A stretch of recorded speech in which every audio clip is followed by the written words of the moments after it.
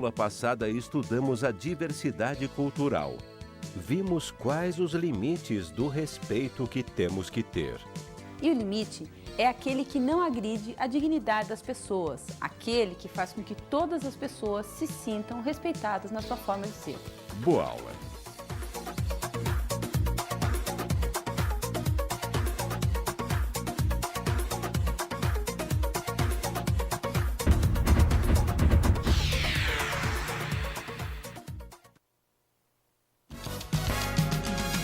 Faz muito tempo nas águas da Guanabara, o dragão do mar reapareceu na figura de um bravo feiticeiro, a quem a história não esqueceu.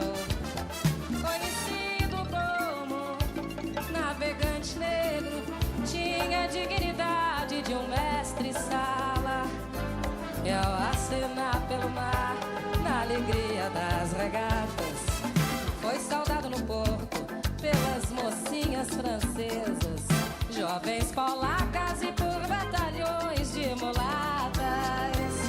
E rubras cascatas jorravam das costas dos santos entre cantos e chibatas, inundando o coração do pessoal do porão, que a exemplo do feiticeiro gritava então: glória aos piratas, às mulatas, às sereias, glória à farofa, à cachaça, às baleias, glória a todas as lutas inglórias que através da nossa história não esquecemos jamais.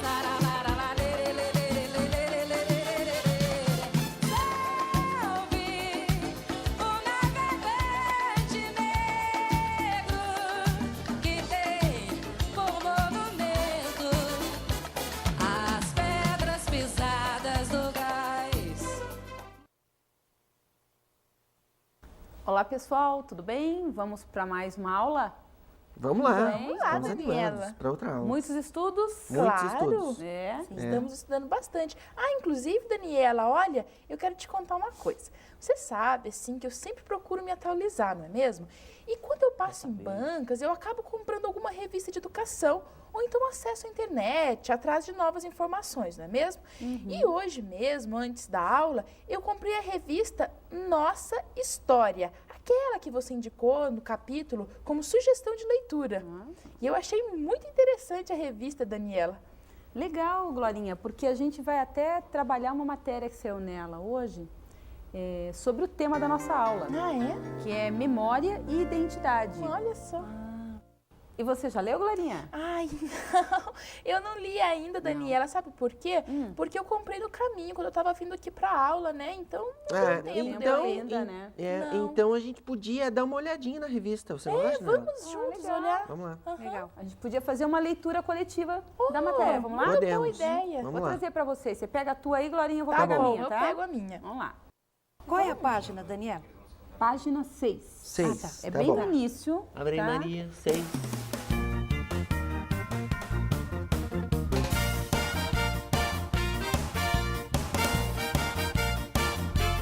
Terminaram então, né? Vocês viram que o título da matéria é Força e Voz e Nova Mobilização, né?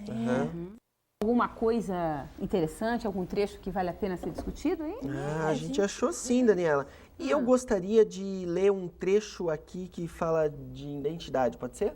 Até pode, Walter, mas antes da sua leitura, será que a gente podia trocar alguma ideia sobre o assunto do texto? Pode, claro. Olha, pelo que eu entendi, a matéria é sobre um projeto que quer recuperar documentos e depoimentos para organizar a história do movimento estudantil do Brasil. Olha, legal. Exatamente, é uma É isso, recuperação é. então de documentos e depoimentos, né? Aham. Agora acho que você pode ler então, né, Walter? Ah, legal. Vamos lá? Então Vamos vamos, ler a gente aqui. segue aqui, né, professor? Isso. Juntinho com a Maria. É um trecho que fala da construção da identidade do movimento estudantil no Brasil, né? Vou ler, isso mesmo. Ótimo, vamos lá. Tá. O projeto Memória do Movimento Estudantil quer resgatar informações sobre fatos como as passeatas contra a ditadura militar e a depredação do prédio da UNE, para ajudar na identificação do movimento estudantil como força e voz dos estudantes e no despertar de uma visão cidadã e adulta do mundo. Né? Legal, então a ideia do projeto é resgatar os documentos para escrever a história do movimento estudantil no Brasil. É isso parece mesmo. que é isso. Mas tem mais coisas. Tem mais coisa, Maria? Tem. O projeto não quer só resgatar os documentos, quer mais do que isso. Veja. Vamos lá. Vai ler um pedaço então? Vou. Vai. Ó, também será montado um banco de história oral, reunindo depoimentos em áudio e vídeo. Quer dizer, a memória do movimento estudantil não será resgatada apenas a partir de documentos, mas também de depoimentos do que as pessoas lembrarão e contarão. Ah, legal. Legal. Então a reunião de documentos e lembranças é que vai compor o acervo dessa memória toda do movimento estudantil, né? É. Verdade. Legal. E você acha importante isso, estudar isso, Daniela? Veja, na verdade eu até queria trocar essas ideias com vocês, sabe? Por que será, pelo que a gente está discutindo nas aulas aí, qual será a importância de se discutir a história do movimento como movimento estudantil? Ué, é importante porque... Deixa eu falar o que eu acho, Daniela. Vai, dá Eu a acho- sua ideia. Tá, eu acho que é importante porque esse movimento fez e faz parte da história do Brasil, né? Da nossa história. E se ele fez parte, merece estar documentado e ser estudado, não é mesmo? Como qualquer outro movimento. É, isso Veja aí. só, olha só o que está escrito aqui, quer Ah, ver? vai. Ó, quer ver, ó? Cadê? Ah, tá. Queremos estimular o desenvolvimento institucional e a representação dos diversos segmentos da sociedade civil. Ou seja, né? O projeto quer que este segmento da sociedade, os estudantes, eles possam ter também a história contada a partir do seu ponto de vista, não é mesmo, Daniela? Legal. É isso que eu acho. Eu concordo com você, Glorinha.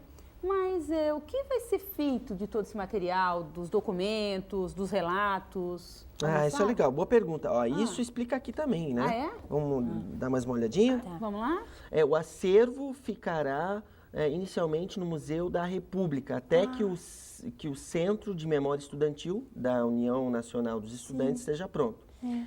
E eles ainda explicam aqui na matéria, Daniela, que o Museu da República vai fazer isso porque quer ajudar a construir a cultura republicana no país, né? Legal.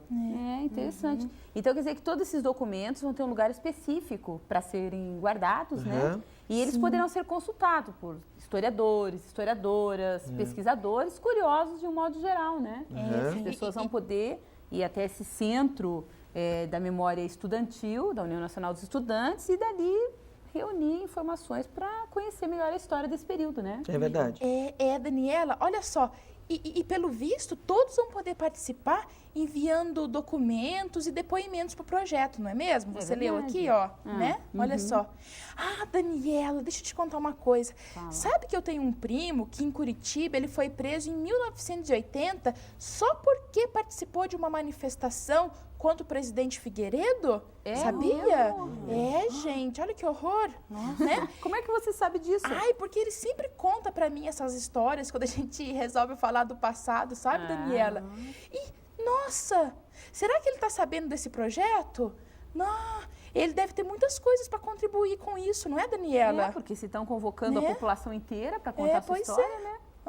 Bom, É. mas se ele não sabe, vai ficar sabendo através da sua informação, né? Porque Você eu vou pode contar contar pra para ele. ele, né? Vou e ele mesmo. pode, Vou né, contar pra ele. E ele pode participar, então, do projeto, né? Isso é interessante isso. É verdade. Mas sabe que eu estou aqui já viajando, sabe? Pensando. O que você está pensando aí, Daniela? Eu sou muito Cabeças prática, pensantes. professora é assim. Eu estou pensando como é que eu vou levar essa experiência para a escola. É mesmo. Boa pergunta, Maria. Como você vai trabalhar memória e identidade na escola? Trabalhos como esses, que a gente vai discutir, são importantes para resgatar a história de um determinado local onde as crianças vivem. Então, por exemplo, nós podemos organizar com as crianças uma pesquisa sobre a escola no período em que os avós e as avós frequentavam, né, esse espaço. Ou então a gente pode com elas organizar uma pesquisa sobre a história da rua da escola ou a história do bairro onde a escola se localiza. Dessa forma, organizando pesquisas voltadas para o cotidiano da criança, a gente vai estar construindo com elas a memória e a identidade do local onde ela vive. Interessante que isso aconteça sempre, né? Ô, Daniela, me diz uma Fala, coisa. Walter. E como a gente pode organizar um trabalho desse em escola, Daniela? Será que as crianças se envolveriam? Como é que é? Olha, Walter, pela minha experiência, as crianças se envolvem e muito com esse tipo de trabalho.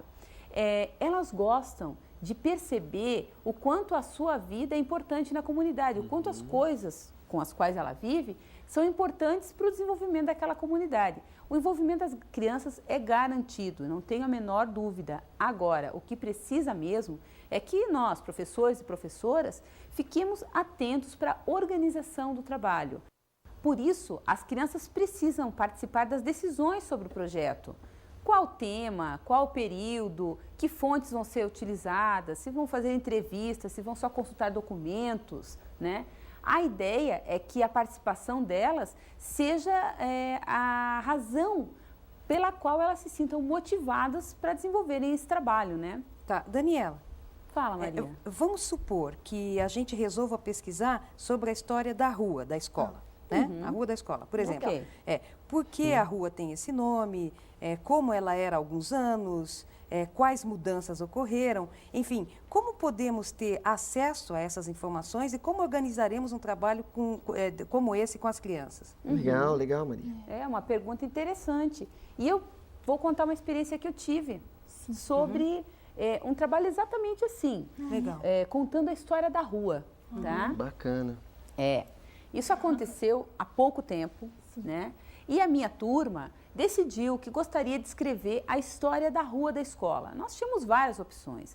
Algumas crianças queriam contar a história das funcionárias da limpeza da escola, outras crianças queriam contar a história da cidade, outras do bairro. Mas a história da rua da escola foi ficando muito forte nas conversas e as conclusões que a turma chegou comigo foi que a história da rua era mais interessante de se fazer.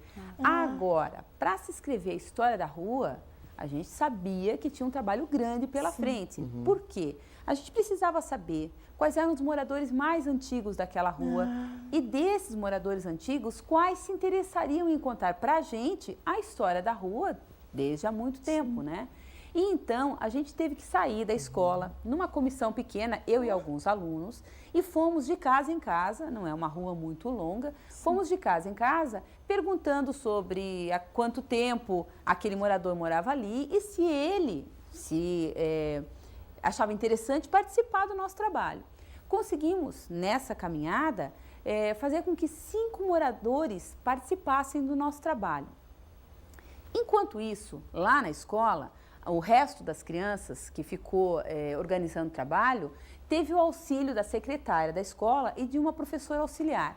A secretária foi importante porque as crianças decidiram que seria legal pesquisar no IPUC e também na Câmara de Vereadores do município se havia algum documento contando sobre a fundação da rua, por que ela tinha aquele nome e tal. Então, elas precisaram do auxílio da secretária para ligarem, tirarem informações e, resultado, conseguiram sim. Tanto no IPUC quanto na Câmara de Vereadores havia documentos. E esses documentos foram enviados por fax para a escola. Além disso, havia um outro grupo na escola também, um grupo pequeno de crianças, preocupados em organizar um material de pesquisa. Elas foram atrás de gravador, fita, papel para poder anotar e começaram a pensar quem poderia organizar as perguntas que seriam feitas para aqueles moradores.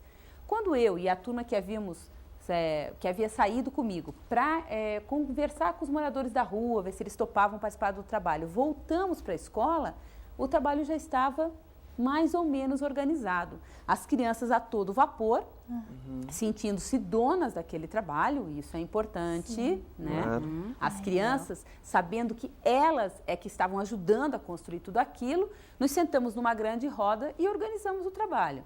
Quando vai acontecer a pesquisa, quem vai entrevistar qual morador, que equipamento vai ser necessário, enfim, todo mundo decidiu e o trabalho começou na semana seguinte. Foi incrível. Esse projeto recebeu o nome Se Essa Rua Fosse Nossa. Esse nome foi escolhido pelas próprias crianças, porque eles começaram a achar que a rua já era deles, né? Afinal, eles estavam sabendo tantas coisas sobre a rua, então eles imaginaram se essa rua fosse nossa. E na entrevista que a gente fez com os moradores, surgiram coisas incríveis, como alguns moradores emprestaram fotos antigas da rua pra gente, no tempo que a rua não tinha antipó, e contaram coisas incríveis, como, veja só, que o rio Barigui, naquele tempo, passava muito perto da rua da escola. Hoje o rio é canalizado, totalmente poluído, né? Mas naquele período não, fazia uma espécie de uma prainha na beira do rio Barigui, e as famílias da rua iam levar as crianças para tomar banho no rio, para brincar na areia que tinha na beira do rio. Tinha uma vida totalmente diferente, né? Os moradores todos se conheciam, enfim. E as crianças começaram a ficar com uma sensação de que antigamente a rua era muito melhor, que hoje em dia tudo estava muito, muito estragado, poluição e tal.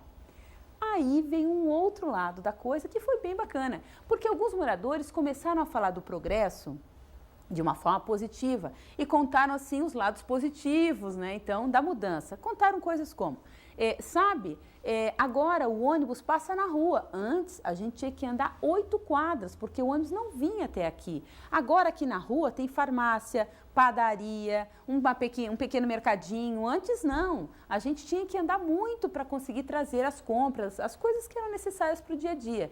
Dessa forma, as crianças foram percebendo as mudanças da rua, o que permaneceu, os pontos positivos e os negativos da passagem do tempo na rua, né? Uma moradora, inclusive, era uma artista plástica, ela tinha guardado a placa da rua muito antiga, um modelo muito antigo que havia na cidade, e ela guardou e cedeu para o nosso trabalho.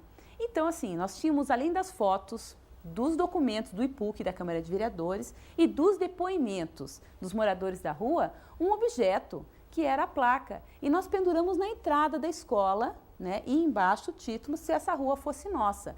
E ali a gente começou a montar um museu da história da rua, né? Esse museu foi muito interessante, porque as crianças se dividiram em grupos. Havia o grupo responsável por explicar as peças do museu. Quais peças? A placa, essa antiga, as fotos e algumas novas que nós tiramos. Então foi muito legal. A gente subiu exatamente no muro da casa da vizinha, onde ela tinha uma foto da rua que dava para ver o rio lá longe. Nós subimos e batemos a foto e não dá para ver mais rio nenhum, né? Aliás, mudou completamente a paisagem da rua.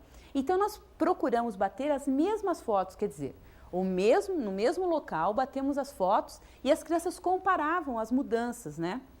Isso foi riquíssimo. Tudo isso foi também feito através de textos. As crianças, a cada descoberta, a cada análise que faziam, elas escreviam os textos sobre a história da rua.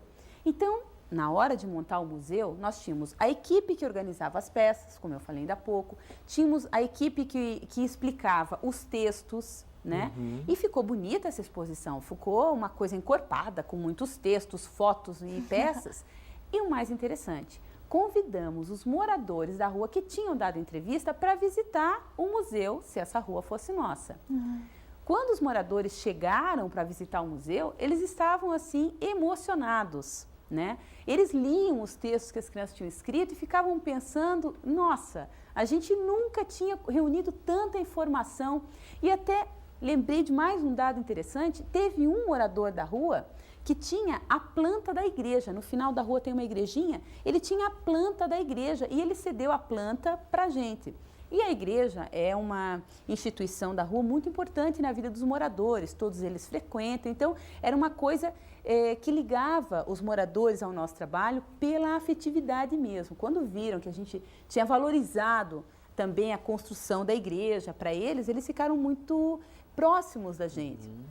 E naquela hora começaram a contar outras coisas, coisas que não tinham lembrado na entrevista feita pelas crianças. Nós gravamos de novo os novos depoimentos e a minha ideia era que esse museu a cada ano fosse crescendo, tomando nova vida, novas informações e tal. Infelizmente, ele se encerrou nesse ano, né? O trabalho ficou muito bacana, tão bacana que a igreja pediu que a gente emprestasse o museu para eles, Mas por que eles não fizeram isso, Daniela? Por que não fizeram outro? Sabe o que é, Walter? A Maria sabe bem do que eu vou falar agora. O que é, Na Maria? escola, existem algumas coisas que, às vezes, fazem com que o trabalho não aconteça novamente como a gente havia planejado. Sim. Nesse meu caso, Maria, veja, no ano seguinte, nesse ano, aliás, eu estava grávida do Cauã e no ano seguinte, quando ele nasceu, eu estava de licença maternidade. A professora que me substituiu não sentiu tranquilidade para tocar o projeto, né? Ela achou que era um projeto que eu havia construído com as crianças e ela queria conhecer mais para daí sim desenvolver uma segunda parte, né? Por outro lado, não é só esse o tipo de problema que a gente tem. Muitas vezes acontece assim, da escola organizar um trabalho extra no dia que a gente tinha marcado a pesquisa e tal, enfim, situações corriqueiras na escola que fazem com que nem sempre o trabalho tome uma mesma força, né? E termine de forma tão significativa como foi se essa rua fosse nossa, né? E aí você fez outro trabalho com outro grupo? Eu fiz. Até esse ano mesmo, eu fiz um trabalho, as crianças queriam fazer sobre a história das funcionárias da limpeza da escola. Né? Que legal. E foi muito bacana. Elas foram, aí resolvemos fazer então. Elas foram atrás, pesquisaram, pegaram documentos na secretaria, as funcionárias contaram sobre a sua vida desde criança, né? E como chegou a trabalhar na escola. Nós também montamos um museu, né? Só que as crianças não se envolveram com a mesma força. E percebo que nem eu dei a mesma força a esse trabalho. Por quê? Porque, na verdade, a ideia desse trabalho é trazer para as crianças a consciência da memória coletiva. Por exemplo, no trabalho da rua da escola, todos estavam trabalhando a rua da escola, né? A gente queria contar a história daquela rua. Já quando a gente, esse ano, fez sobre a história das funcionárias, ficou muito na história pessoal de cada uma. Não havia um coletivo por trás. E isso, então, fez com que o trabalho perdesse um pouco a sua força, porque o grande objetivo meu era trabalhar a identidade e a memória coletiva, né? Mas, de qualquer forma, para as crianças perceberem a passagem do tempo, o registro, trabalhar com fontes orais e fontes escritas, foi fantástico, valeu a pena também, né? Legal, bacana essa história toda, hein? Daniela, olha, tô surpresa com as possibilidades que existem dentro da sala de aula, sabe? É verdade. É isso mesmo. Aí, gente, vamos fazer um intervalo, a gente já volta, ok? Até já.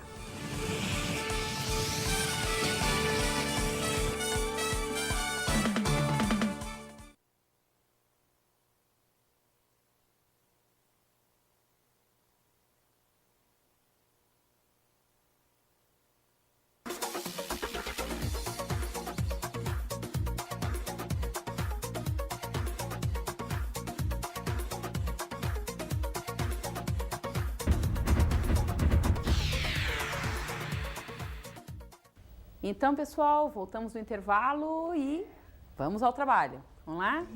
Vamos lá. Olha, Daniela, sabe, deixa eu até aproveitar para te dizer uma coisa. Eu estive pensando durante o intervalo e notei que vocês na escola seguiram os mesmos passos que o projeto Memória do Movimento Estudantil, não é mesmo? É verdade. E chegaram praticamente a conquistas muito semelhantes, quase conquistas iguais, né? Você tem toda a razão. A gente pode até ver um quadro comparando os dois trabalhos, né? É claro que a gente não pode deixar de ver as diferenças entre os trabalhos. Um foi feito por crianças, né? Crianças de 9, 10 anos, na escola, com as limitações, né? Que um trabalho com crianças dessa idade podem ter, né? E o outro trabalho do movimento estudantil que a Glorinha lembrou aqui, ele está sendo feito, né, por historiadores, pesquisadores, com outro nível, né, de organização e de fundamentação. Mas fazendo essa observação, a gente pode se estabelecer algumas comparações. Vamos ver então? Vamos lá. Daniela. Então vamos ver. Aqui está. Projeto Memória do Movimento Estudantil, projeto Se Essa Rua Fosse Nossa, né? Então, o projeto Memória do Movimento Estudantil, ele fez uma pesquisa em documentos conseguidos com estudantes que militaram no movimento estudantil, mostrando a sua participação social. Na escola, eu com os meus alunos fizemos uma pesquisa em documentos escritos e visuais, como os documentos da Câmara de Vereadores, do IPUC, e das fotos antigas dos moradores da rua. Além das entrevistas, né? Um outro passo de ambos os projetos foi a montagem de um banco de história oral reunindo depoimentos em áudio e vídeo. Isso na relação aqui do projeto Memória do Movimento Estudantil. Nós na escola, Se Essa Rua Fosse Nossa, fizemos entrevistas com moradores antigos da rua. Ainda um terceiro passo do movimento estudantil foi feito, ou será feito ainda, né, a organização do acervo no Centro de Memória Estudantil da União Nacional dos Estudantes. Nós, na escola, do nosso lado, fizemos a organização do acervo no museu Se Essa Rua Fosse Nossa, né? E um último passo, lá do movimento estudantil, da história do movimento estudantil, é o espaço aberto para pesquisadores e interessados em conhecer a história do movimento estudantil no Brasil. Enquanto na escola, nós tivemos o nosso espaço aberto para as crianças da escola e os moradores conhecerem a história da rua da escola. Realmente, a Glorinha tem razão, a gente consegue fazer uma comparação interessante sobre os dois projetos, né? Sempre resgatando o trabalho com memória e identidade. Olha, Legal. Daniela, é Fala, muito, Maria. muito, muito interessante esse trabalho, viu? É? E sabe o que eu estou pensando aqui? Olha, com esses trabalhos, as pessoas vão se sentindo cada vez mais protagonistas da história, né? Os estudantes, os moradores de rua, eu, você, Glorinha, todo mundo, né? Aham. Muito, muito legal É mesmo. verdade. E esse talvez seja o grande ganho que a gente tem com esse trabalho, né? Fazer com que as crianças na escola se percebam enquanto sujeitos da história, enquanto alguém que faz a história. É como você falou mesmo, né, Maria? Enquanto protagonistas da história.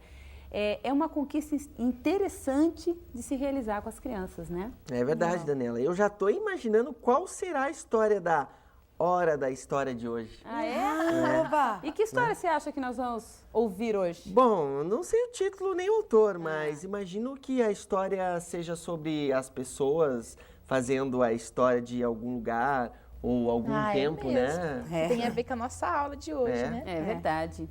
Você tem toda a razão. A história que a gente vai ouvir hoje é A República dos Argonautas, da Ana Flora, uma escritora muito interessante que, nesse livro, ela resgata a história do final da ditadura militar no Brasil e vai contando sobre a participação de garotos de 13, 14 anos no movimento pela anistia, né? Pelo perdão político aos exilados e aos presos no Brasil. Vamos então à hora da história? É hora da história! É hora da história! A República dos Argonautas, de Ana Flora. A praça da Sé vibrava. Chegava gente por todos os cantos. Os estudantes desciam a rua Santa Teresa carregando milhares de faixas. Havia uma porção de pessoas com adesivos da anistia pregados na blusa. Um grupo vinha pela Senador Feijó fazendo batucada. Então eu vi os policiais a cavalo. Senti um frio e o magro percebeu. Apertou a minha mão. Os homens cercavam a praça. Não estavam batendo em ninguém, mas só a presença deles já ameaçava. E se resolvessem apertar o cerco? A gente ia ter que passar bem perto deles. Magro me disse, olha para frente e vem comigo. E assim cheguei do outro lado. Quando me acomodei no ponto mais alto da calçada, vi uma figura que destoava dos estudantes. Um homem gordinho, careca, de terno e pasta 007. Fui me aproximando aos poucos, parecia alguém que eu conhecia. Tentei chegar mais perto, mas não dava para atravessar aquele mundaréu de gente. Aí, a figura se revelou familiar até demais. era meu pai. Eu quis fugir, mas ele tinha me visto. Ficou tão surpreso quanto eu, mas abriu um sorriso, acenou para mim e berrou a plenos pulmões. Anistia ampla, geral e restrita. Caí na gargalhada e berrei junto. E ele não estava sozinho. Tinha vindo com a turma do escritório. Ainda gritou lá de longe: "Fique aí com seus amigos. Não se perca, hein? Não dá para atravessar. A gente se vê em casa." As pessoas estavam felizes, apesar do clima tenso. Aquela alegria que só a solidariedade dá. Todos puxavam conversa, se ajudavam. Quem estava nos prédios jogava papel picado. Havia um pique de luta e de festa. Essa foi a impressão que mais me ficou e que depois eu sentiria de novo no movimento pelas diretas e na passeata do impeachment. A mistura de luta e de festa. Essa história é muito, muito fascinante. Comigo ela mexe muito, né? Ela me toca muito, porque como autora eu também tinha 14 anos em 1979 e também vivia com uma certa ansiedade aquele momento de abertura política no país. Não que eu tivesse muita consciência do que estava acontecendo, assim como imagino que ela também não, mas viver aquele clima fazia com que a gente quisesse entender mais, saber mais, né? E, além disso, a história é uma narrativa fascinante, cativa a gente a cada pedacinho, a cada parágrafo, porque ela compara, vejam que coisa incrível, os grandes heróis gregos, da mitologia grega, né, os argonautas gregos, ela compara com os estudantes da década de 70 no Brasil.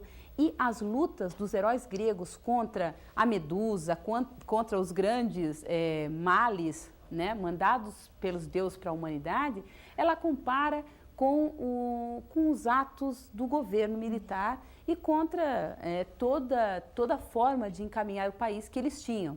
Então, é uma coisa incrível esse jogo de comparação que ela faz, uma narrativa maravilhosa que você não pode deixar de conhecer. Legal. Então, agora nós vamos para as dicas de estudo.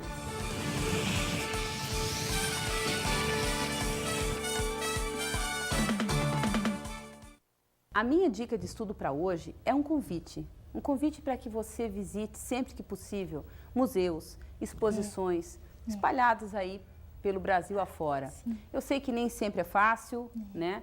Nem sempre temos tempo para isso, ou até onde moramos, muitas vezes não temos acesso a museus.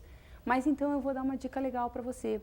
Existem alguns sites que levam você virtualmente para dentro de diversos museus brasileiros. Então, anota aí o site. http://www.fau.ufrj.br/museus/brasil.htm. Outro site interessante é um feito pelo Museu da USP, de Arte Contemporânea, que discute a relação escola-museu, como você pode trabalhar uma visita virtual ou real ao museu com as suas crianças. Anote aí o endereço. http://mac.usp.br/projetos/mel. Então, pessoal, boas visitas para vocês e bons estudos. Bons Até a estudos. próxima.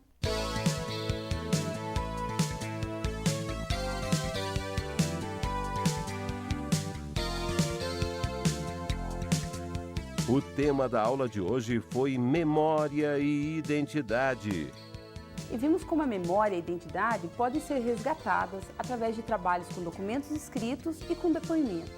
Vimos também como trabalhar memória e identidade na escola. E como a escola pode promover projetos que envolvam as crianças de forma participativa, resgatando a memória e a identidade do local. Até a próxima!